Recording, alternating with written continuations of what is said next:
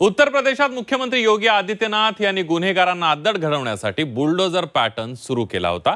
तसाच bulldozer pattern नाशिकातही सुरू करण्यात आलाय। नाशिक पोलिसांनी गुन्हेगारी सोबतच गुन्हेगारांची बेकायदा बांधकामं जमीनदोस्त करायला सुरुवात केली आणि त्यामुळे नाशिकातील गुन्हेगारांचे धाबे दणाणले।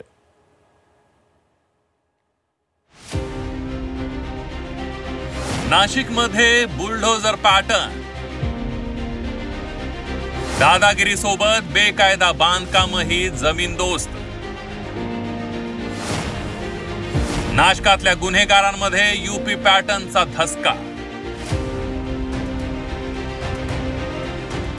उत्तर प्रदेशमध्ये मुख्यमंत्री योगी आदित्यनाथ यांनी सुरू केलेला बुलडोजर पॅटर्न आता महाराष्ट्रातही सुरू झालाय।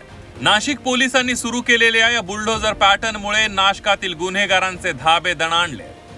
गोळीबार प्रकरणात अटकेत असलेल्या रिपब्लिकन पक्षाच्या प्रकाश लोंढे यांचं हे सातपूर भागातील अनधिकृत बांधकाम, यावर नाशिक पोलीस आणि महापालिकेनं संयुक्तपणे बुलडोजर ऍक्शन केली आहे। नदी परिसरात असलेलं हे बांधकाम जमीनदोस्त करण्यात आलंय। आता मी नाशिकच्या सातपूर परिसरामध्ये आहे आणि या ठिकाणी काही दिवसापूर्वी प्रकाश लोंढे या माजी नगरसेवक यांच्या मुलाने एका बारवरती गोळीबार केला होता आणि या प्रकरणात माजी नगरसेवक प्रकाश लोंढे यांना अटक करण्यात आलेली आहे आणि त्यांच्यात आता अनधिकृत बांधकामाची तोड अतिक्रमण जे आहे ते महापालिकेच्या वतीनं तोडण्यात येताना आपल्याला पाहायला मिळतंय।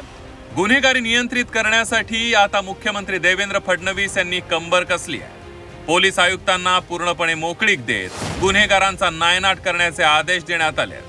या पार्श्वभूमीवर आता गुन्हेगारांची अनधिकृत बांधकामही पाडली जात आहेत। ही जी बिल्डिंग आहे टाउन प्लॅनिंग विभागामार्फत श्री लोंढे यांच्या नावाने ही नोटीस आम्ही जारी केलेली आहे। पोलीस विभागामार्फत पण तक्रार प्राप्त झालेली होती, त्या अनुषंगाने त्यांना नोटीस देण्यात आली। नाशिक महानगरपालिकेमार्फत नंदिनी नदीच्या पूररेषेमध्ये जे हे मोठं अतिक्रमण आहे ते काढण्याची आज कारवाई सुरू आहे। संपूर्ण परिसरामध्ये आणि नाशिक शहरामध्येच अतिक्रमण काढण्याची मोहीम सुरू आहे। त्याचाच एक भाग म्हणून या ठिकाणी नोटीस देण्यात आलेली होती आणि आज ते पाडायचं कामकाज सुरुवात करण्यात आली।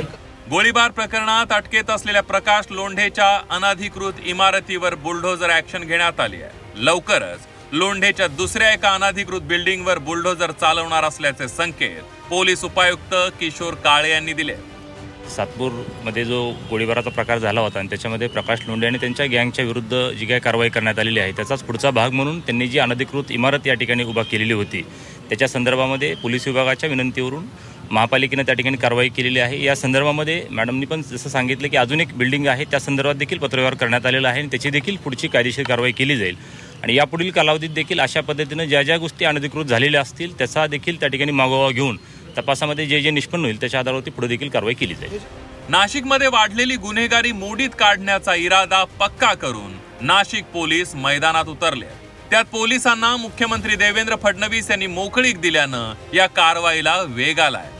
नाशिकमध्ये हा बुलडोजर पॅटर्न राबवत नाशिक जिल्हा कायद्याचा बालेकिल्ला हे नाशिक पोलीस गुन्हेगारांना दाखवून देत आहेत। सागर गायकवाड, झी 24 तास, नाशिक।